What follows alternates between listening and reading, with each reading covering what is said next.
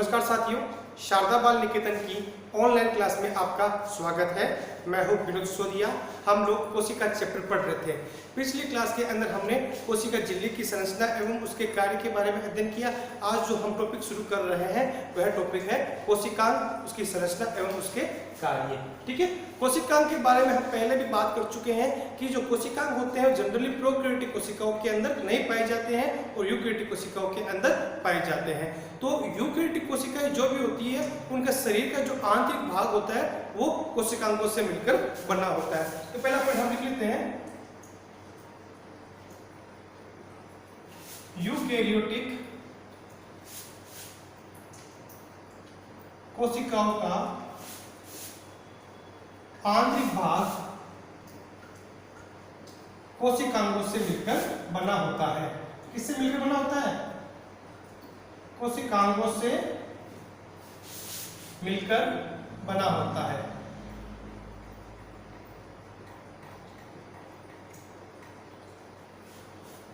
ये सभी जो कोशिकांग होते हैं संरचना एवं कार्य की दृष्टि से क्या होते हैं? अलग अलग होते हैं। ये संरचना एवं कार्य की दृष्टि से क्या होते हैं? अलग अलग होते हैं। इसी प्रकार हम बात ये भी कह सकते हैं पादप कोशिका और जंतु कोशिकाओं दोनों के अंदर कोशिकांग पाए जाते हैं। देखिए, हमने जब कोशिका का टॉपिक शुरू किया था तो उसमें हमने ये बताया था कि जो कोशिकांग होते हैं वो 3 प्रकार के कोशिकांग होते हैं। तो हम कोशिकांगों की यहाँ पे एक संरचना बना के देख लेते हैं। जो कोशिकांग होते हैं वह 3 प्रकार के कोशिकांग होते हैं। पहला हमने पढ़ा था दोहरी झिल्ली युक्त कोशिका अर्थात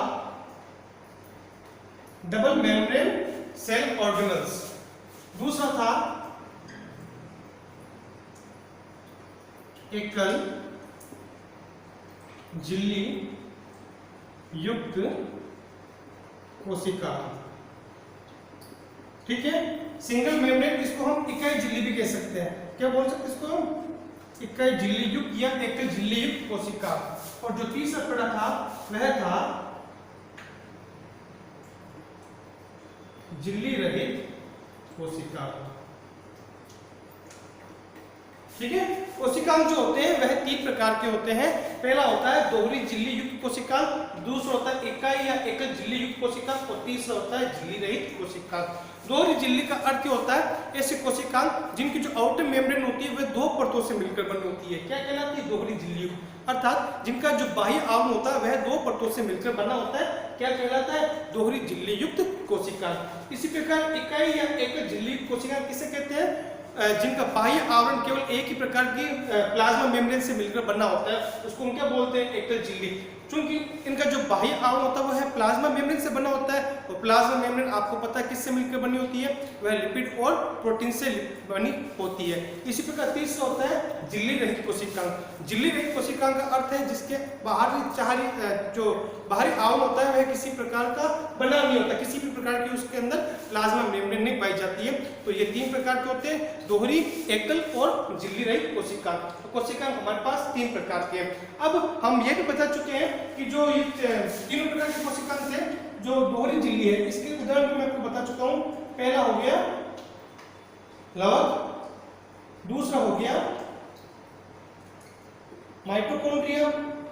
तो एग्जाम में सवाल पूछ लेते हैं कि दोहरी झिल्ली युक्त कोशिकाओं के नाम लिखिए, तो आप क्या लिख सकते हो? लवक और माइटोकॉन्ड्रिया।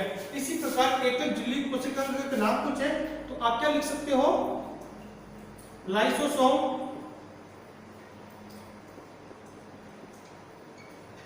गोल्जी काय, ईआर का मतलब हो गया एंडोप्लाज्मिक रेटिकुलम अर्थात अंतःप्रद्रव्य जालिका। और चौथा था सूक्ष्मकाय। और सूक्ष्मकाय के अंदर 3 और कोशिकांग थे, पराचिसोम। ठीक है, ये जो पहले बात कर चुके हैं। और झिल्ली रहित कोशिकांग भी आपको पता है, एक तो था राइबोसोम। ये 2 प्रकार के होते हैं। एक तो होता है 70 प्रकार का राइबोसोम, एक होता है 80 प्रकार का राइबोसोम और दूसरा होता है तारक काय।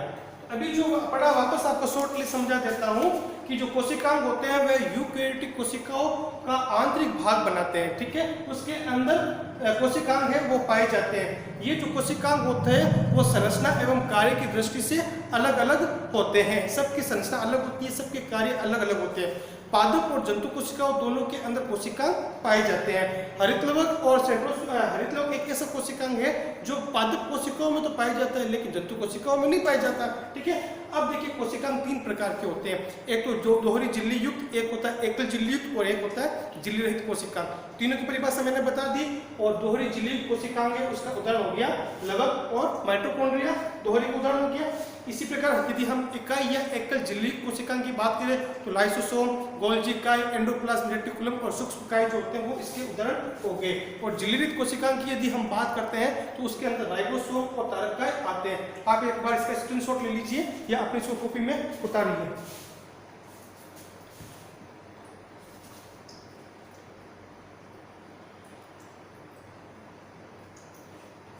अब हम बात कर लेते हैं सबसे पहले लवक के बारे में हम बात कर लेते हैं। जो पहला प्रकार था लवक, लवक के बारे में बात करते हैं।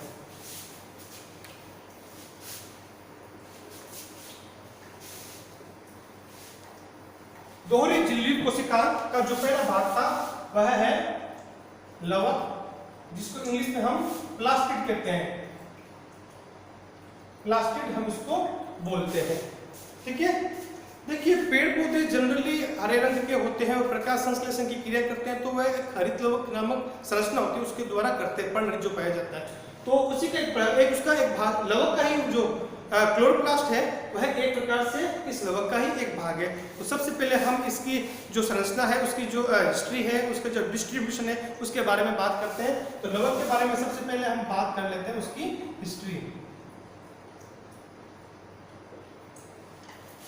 ठीक है।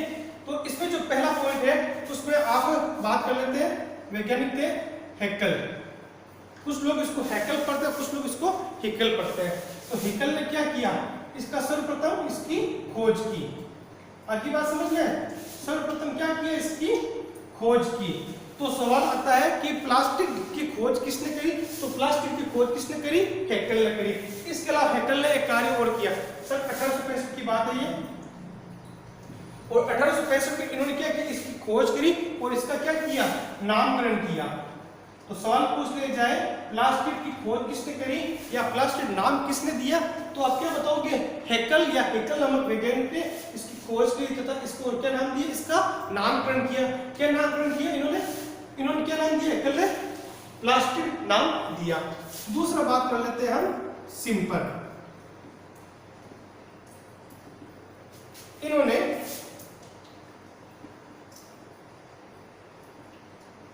हरे लवकों को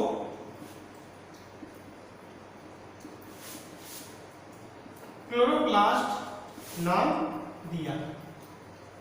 आगे बात समझ में, जो हरे लवक होते हैं उनको क्लोरोप्लास्ट नाम किसने दिया, सिंपल है, इन्होंने हरे लवकों को क्या नाम दिया, क्लोरोप्लास्ट नाम दिया।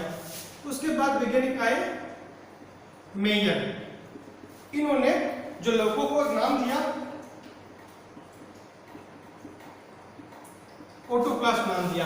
तो ये जो 3 भाग थे ये हमने इसकी खोज या इतिहास के बारे में हम बता चुके हैं। 3 वैज्ञानिकों के नाम देने, हैकेल, सिम्पर और मेयर। हैकेल ने क्या किया, इसकी सर्वप्रथम खोज करी तथा इसको क्या नाम दिया, प्लास्टिड नाम दिया। उसके बाद में सिम्पर ने इस पर विस्तृत रूप से कार्य किया और कार्य करने के बाद जो हरे लवक थे उनको क्लोरोप्लास्ट नाम दिया। इसी प्रकार बाद में आए मेयर ने उसको ऑटोप्लास्ट नाम दिया। अब जो दूसरा भाग है डिस्ट्रीब्यूशन या वितरण की बात कर लेते हैं। इंग्लिश में बोलते हैं उसको डिस्ट्रीब्यूशन, अर्थात जो हरित लवक होते हैं वो कहाँ पाए जाते हैं और कहाँ नहीं पाए जाते हैं। तो सबसे पहले बात कर लेते हैं हरित लवक जो होते हैं वह क्या होते हैं। हमने अभी जो चैप्टर शुरुआत किया उसमें मैंने ये बताया था यूकेरियोटिक कोशिकाओं के कोशिका द्रव्य के अंदर जो ये कोशिकांग होते हैं वो बिखरे हुए रहते हैं। तो कोशिका द्रव्य में क्या होते हैं, कोशिका द्रव्य में बिखरे रहते हैं। अब सवाल पूछ लिया जाए पादप कोशिकाओं के कोशिका द्रव्य में या जंतु कोशिकाओं के कोशिका द्रव्य में, तब आपको बताना है कि पादप कोशिकाओं के जीव द्रव्य के अंदर यह बिखरे रहते हैं, जबकि जंतु कोशिकाओं के अंदर ये क्या होते हैं, अनुपस्थित होते हैं। तो दूसरा पॉइंट लीजिए, यह है प्लांट सेल या पादप कोशिकाओं में पाए जाते हैं। तो हमने यहाँ पे केवल पादप कोशिका लिखा, अर्थात ये पादप कोशिका में पाए जाते हैं, तो जंतु कोशिकाओं में क्या होंगे। तो तीसरा पॉइंट लिख लीजिए, यह है एनिमल सेल्स या जंतु कोशिकाओं में क्या होते हैं, एब्सेंट होते हैं। आगे पास में पादप कोशिकाओं में पाए जाते हैं और जंतु कोशिकाओं के अंदर क्या होते हैं, एब्सेंट होते हैं। अगला पॉइंट है, जंतु कोशिकाओं के अलावा हम बात करते हैं कवक, और हमने प्रोकैरियोटिक कोशिका और एक यूकैरियोटिक कोशिका पढ़ी थी। तो प्रोकैरियोटिक कोशिका जब पढ़ा था तब हमने ये बताया था कि प्रोकैरियोटिक कोशिकाओं के अंदर कोशिकांग अनुपस्थित होते हैं, यूकैरियोटिक कोशिकाओं के अंदर सारे कोशिकांग पाए जाते हैं। प्रोकैरियोटिक कोशिका में केवल एक ही प्रकार का कोशिकांग पाया जाता था, वह था राइबोसोम। तो जनरली हम क्या लिखते हैं, यह कवक एवं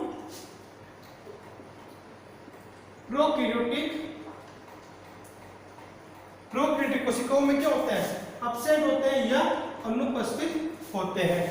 तो अब एक बात और याद कीजिए, जब हमने प्रोकैरियोटिक कोशिकाओं में पढ़ा तो हमने कहा था कि प्रोकैरियोटिक कोशिकाओं के अंदर एक आदिम प्रकार की संरचना पाई जाती है, या हम ये कह सकते हैं क्लोरोप्लास्ट से मिलती जुलती कुछ संगठन, एक विशेष प्रकार का संगठन पाया जाता है जिसे क्रोमेटोफोर्स कहते हैं। तो प्रोकैरियोटिक कोशिकाओं में कुछ जैसे साइनोबैक्टीरिया होते हैं, उनके अंदर प्रकाश संश्लेषण की क्रिया होती है, लेकिन वह प्रकाश संश्लेषण की क्रिया क्लोरोप्लास्ट के द्वारा न होकर किसके द्वारा होती है, आदिम संरचना पाई जाती है क्रोमेटोफोर्स। तो क्रोमेटोफोर्स के द्वारा क्या होती है, प्रकाश संश्लेषण की क्रिया होती है। तो साइनोबैक्टीरिया बताया था, साइनोबैक्टीरिया होता क्या है, साइनोबैक्टीरिया एक तरह का प्रोकैरियोटिक तो है। तो यहां लिख लीजिए, साइनोबैक्टीरिया में आदिम प्रकार का संगठन पाया जाता है, संगठन उपस्थित, जिसे क्या बोलते हैं, जिसे क्रोमेटोफोर्स कहते हैं।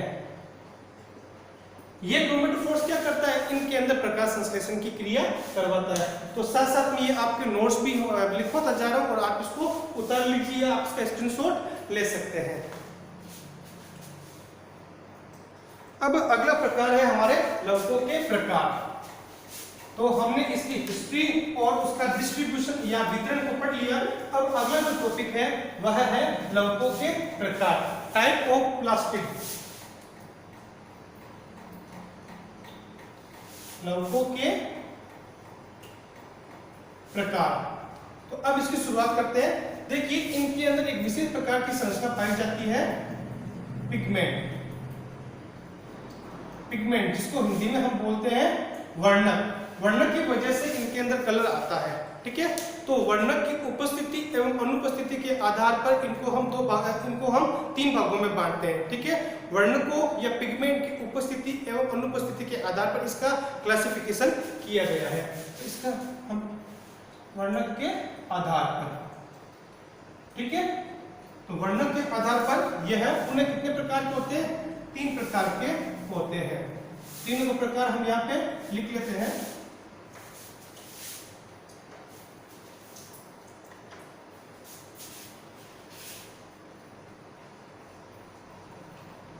आवरणी लवक, इसको हम ल्यूकोप्लास्ट कहते हैं। दूसरा होता है वर्णी लवक, इसको क्रोमोप्लास्ट कहते हैं। और तीसरा होता है हरित लवक, इसको हम क्लोरोप्लास्ट कहते हैं, ठीक है। वर्णकों की उपस्थिति एवं अनुपस्थिति एवं वर्णकों के प्रकार के आधार पर ये 3 प्रकार के होते हैं। पहला प्रकार हो गया आपके अवर्णी लवक, जिसको हम ल्यूकोप्लास्ट कहते हैं। इसके अलावा इसको हम कलरलेस प्लास्टिड भी कहते हैं। नाम से स्पष्ट कलरलेस, कलर मतलब रंग और लेस मतलब रहित, अर्थात इनके अंदर रंग नहीं पाया जाता, अर्थात इनके अंदर किसी भी प्रकार का वर्ण नहीं पाया जाता। ये क्या होते हैं? रंगहीन प्रकार के होते हैं। किस प्रकार के होते हैं? रंगहीन लवक। आगे बात समझ में यहाँ तक आपको? आगे बात करते हैं वर्णील लवक। इनको हम कलर प्लास्टिक कहते हैं। क्या बोलते हैं? कलर प्लास्टिक, अर्थात हम इसको रंगीन, वो रंगहीन था, ये क्या हो गया? रंगीन लवक हो गया। और तीसरा हो गया, इसको हम ग्रीन प्लास्टिक कहते हैं, ठीक है, अर्थात हरे लवक।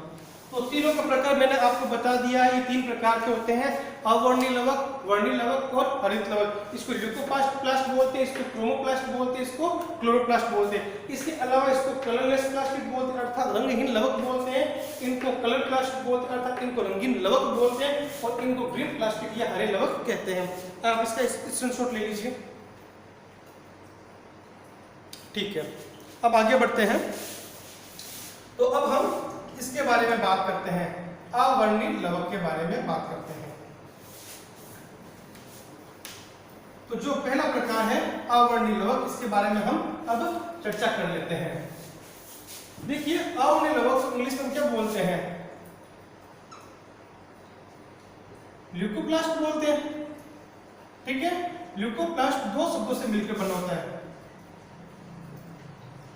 Glucose plus plastic. ग्लूकोज का अर्थ होता है कलरलेस और प्लास्टिक का अर्थ होता है लिविंग, सॉरी प्लास्ट, ठीक है, इसका अर्थ होता है लिविंग। कलरलेस का अर्थ होता है रंगहीन और लिविंग का अर्थ होता है रहने वाले, अर्थात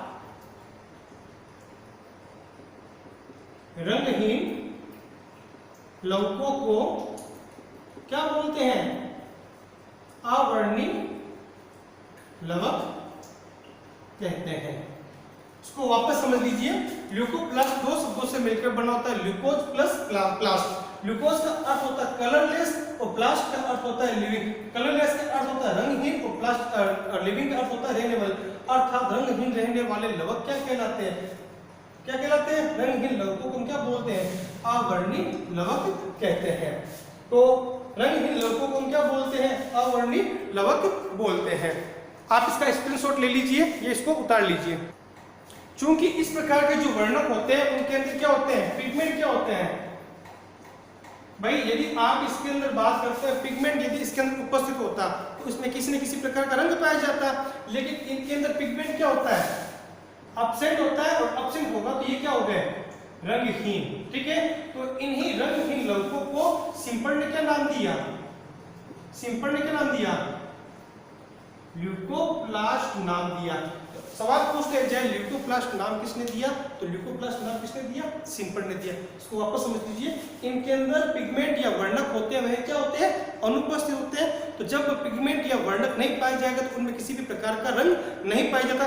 देखिए, वर्णक की बात हम ऐसा कर सकते हैं, जैसे हमारे जो ब्लड होता है उसके अंदर हीमोग्लोबिन एक श्वसन वर्णक पाया जाता है, उसकी वजह से रक्त का रंग कैसा होता है? लाल होता है ना, है तो वही भी एक प्रकार का वर्णक। ठीक उसी प्रकार पेड़ पौधों के अंदर भी पिगमेंट या वर्णक पाए जाते हैं, और यदि उसके अंदर पिगमेंट नहीं पाया जाता है तो वो कैसा हो जाएगा? कलरलेस हो जाएगा। और कलरलेस हो जाएगा तो ऐसे शब्द को सिंपल ने क्या नाम दिया था? ल्यूकोप्लास्ट। और ल्यूको का हम यहाँ पे पूरा चर्चा कर चुके हैं। यहाँ तक आपको समझ में आ गया। अब देखते हैं इसकी आकृति के बारे में। ये जो होते हैं अनियमित आकृति के होते हैं, ये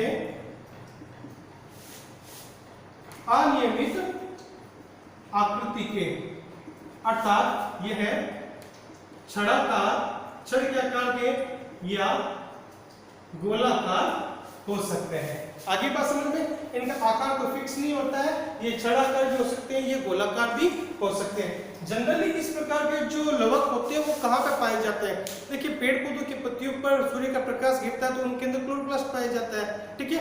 तो पेड़ पौधों के वह क्षेत्र जहां पे प्रकाश नहीं पहुंचता है, जहां पेड़ पौधों का वह भाग जहां सूर्य का प्रकाश जहां सूर्य का प्रकाश नहीं पहुंच पाता, वहां क्या होगा, वहां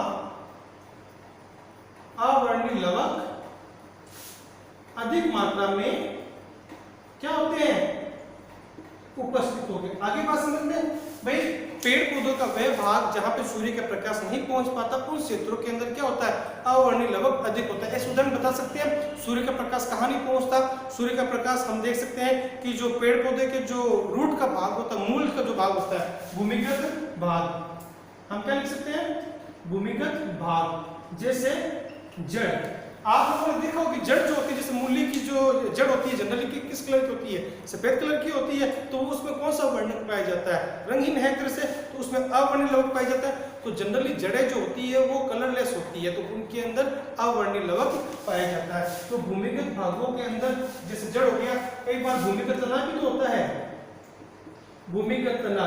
तो इन भागों के अंदर सूर्य का प्रकाश नहीं पहुंच पाता, इस कारण ये जो होते हैं इस क्षेत्र के अंदर अवर्णीय लवक अधिक पाए जाते हैं। अच्छा मुझे ये बात बताइए, क्योंकि यहाँ पे हम भूमिगत भाग जड़ की बात कर रहे हैं, जड़ क्या करती है, मूली क्या करती है, गाजर क्या करती है, चुकंदर क्या करती है, ये सब क्या करती है, ये सभी खाद्य संग्रह का कार्य करती है। तो इनमें से जो ये जो होते हैं ना, ये जिनमें ये पाए जाते हैं वो क्या करते हैं, खाद्य संग्रह का कार्य करते हैं, खाद्य संग्रह का कार्य करते हैं। तो अवर्णीय लवक का कार्य क्या हो गया, खाद्य संग्रह करना। अब खाद्य संग्रह के आधार पर ये वापस 3 प्रकार के होते हैं। कितने होते हैं, 3 प्रकार के होते हैं।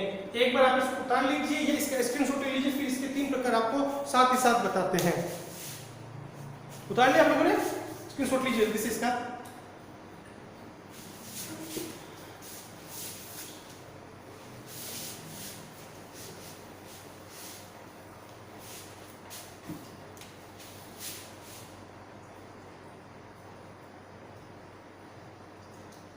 अवर्णीय लवक जो होते हैं वह खाद्य संग्रह के आधार पर पुनः 3 प्रकार के होते हैं।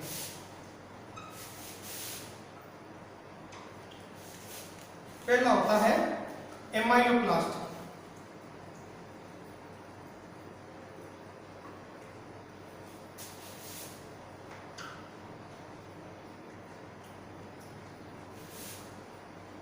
इलियोप्लास्ट, और तीसरा होता है प्रोटीनोप्लास्ट। हिंदी में नाम किसको है इनका,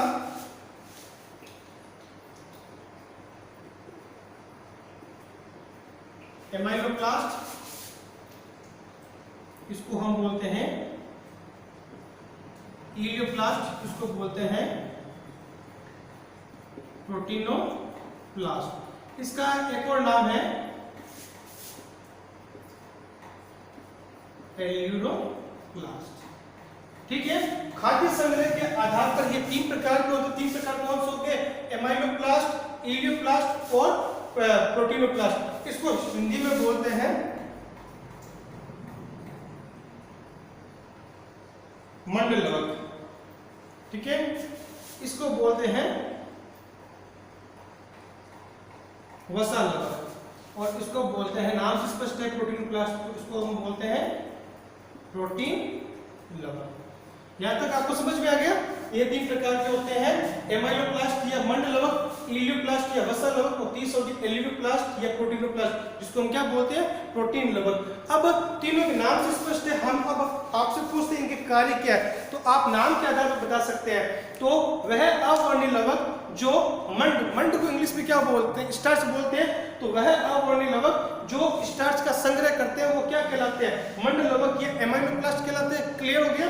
दूसरा बात करते हैं वसा लवक, वह अवर्णीय लवक जो वसा या तेल का क्या करते हैं, संग्रह करते हैं, क्या कहलाते हैं, वसा लवक, ये इलियोप्लास्ट कहलाते हैं। और तीसरा वह अवर्णीय लवक जो प्रोटीन लवक जो प्रोटीन का संग्रह करते हैं, क्या कहलाते हैं, प्रोटीनोप्लास्ट कहलाते हैं। तो हम यहाँ पे लिख लेते हैं इनका साथ साथ में, इनका कार्य क्या होता है, यह मंड या स्टार्च का क्या करते हैं, संग्रह करते हैं। देखिए टॉपिक आपको साथ साथ में याद हो जाएगा।